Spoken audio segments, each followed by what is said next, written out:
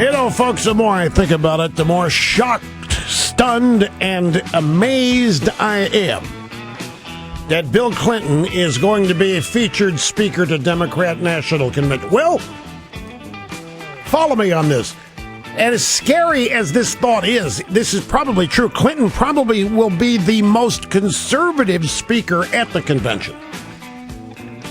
And not to say that he's maybe the least liberal, whatever. But more than that,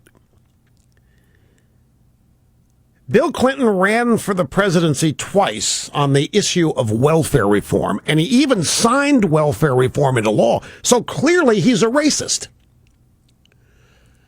And then you've got the whole war on women business. Greetings, by the way. Great to have you back, Rush Limbaugh, at the EIB Network and the Limbaugh Institute for Advanced Conservative Studies. Our phone number, 800-282-2882, and the email address, lrushbaugh@eibnet.com. Thrill and a delight to have you here. To the audio sound bites, I'm going to pick up number 11 and 12 here. This is last night on the Fox Business Network, Willis Report. This is Jerry Willis.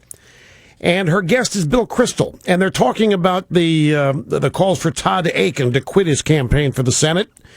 And they had this little exchange. Rush Limbaugh and Ann Coulter, they think that Akin's comments are going to dog Mitt Romney. Do you agree? No. No, are you kidding? All the idiotic comments of various Democratic congressmen and senators dogging Barack Obama, and some of Republicans try to get them to dog him, but voters aren't idiots. Voters know that Todd Akin isn't Mitt Romney. Voters know that Mitt Romney has never said anything like that. Voters know that Mitt Romney and Paul Ryan have distanced themselves from and indeed denounced what Todd Akin said. So I think there is no chance that it will have any effect on the presidential race. It may cost Republicans the Senate seat in Missouri, and that would be unfortunate if you're a Republican. I'm on the air 3 hours a day, 15 hours a week. We are not on a super secret frequency. You don't need a secret decoder ring to listen to this program, to hear what I say. It is amazing to me the number of people in the media who comment on what I say who have never heard me. They get it from somewhere else. I never said that Akin would dog Romney. I never said that. I don't know where Jerry Willis got it, but I didn't. Just like this guy at the Daily Beast is writing that Romney waited to hear from me before telling Akin to drop out. No. He doesn't mean waiting for me to call Romney. Romney waited to hear what I said, but I didn't issue a demand that Akin drop out. I set up some circumstances. I let him know what I thought the right thing to do, but I started the program out yesterday by saying, I know this is my job to come here and tell people what to do with their careers. And I don't join the crowd on these things. Conventional wisdom forms, and I run the other way. It is amazing the things that I say on this show that you in the audience never hear. I didn't issue a formal fatwa. Folks, if I had demanded Akin drop out, he'd be gone. If I had demanded that Akin quit the campaign, he'd be gone. I didn't do it. And I didn't say that whatever Akin says is going to dog Romney. Now, Kristol doesn't know it. He's just got to respond to the question. Sarah Palin, by the way, is out positing the idea of a third party. She was on with Greta last night on the Fox News channel. And Greta said, I think it's only fair to take a few seconds and to gloat a little bit. You chose the candidate that the Republican Party did not choose in Missouri, Sarah Steelman. Now, all the leaders in the country, Republican leaders, are trying to get Akin to go. So I think they probably love who you endorsed. I won't gloat about it, but I was right. Sarah Stillman was the right person. I supported her then, and I'm going to continue to support her. We've got to take back the Senate, and Missouri is a must-win state. The way we do that is to have someone like Sarah Stillman be able to run, even if it's as a third-party candidate, to be able to run and help us take this back. Now, that's quite interesting. Throw out a possible third-party candidacy for Sarah Stillman or anybody else in Missouri. We are now at August 22nd. I don't know what filing dates are or any of that, but I do know there isn't a whole lot of time here. But that's, I'm tell you what I'm sensing, and this is not the first time, and I'm looking at the call board up here, and folks, there are a lot of people who think that Todd Akin's being done dirty. A lot of people think Todd Akin is being mistreated, and a lot of people are going to have decided they want to stand by him, and that everybody else should too. So a third-party candidate that would split the vote. I think that would handle it, or hand it to McCaskill. So I think she can still lose big. McCaskill is unpopular on her own in Missouri. She's unpopular even if she were to be unopposed. I won't go so far as to say that unopposed would beat McCaskill, but it'd be close. She's not popular. I don't know. No, I'm just. I continue to think about this war on women, and I know how this Akin business is going to be handled. The Democrats already are laying plans for their convention, and their media formulating questions to ask Republicans to try to embarrass. Let me tell you what's going to happen. Republicans go first, therefore their platform will be made public. And the Republican platform doesn't say anything about a rape exception. So what's going to happen is, it may already have happened, I don't know, but Republicans are going to get hit with a question about the platform not having a rape exception in it. The Democrats are going to try to go to town on this Akin thing as much as they can. They're going to try to turn their convention is going to be the pro-abortion convention. They're going to end up celebrating abortion at their convention. And folks, let me tell you something. I don't want you to tell anybody. Let them do it.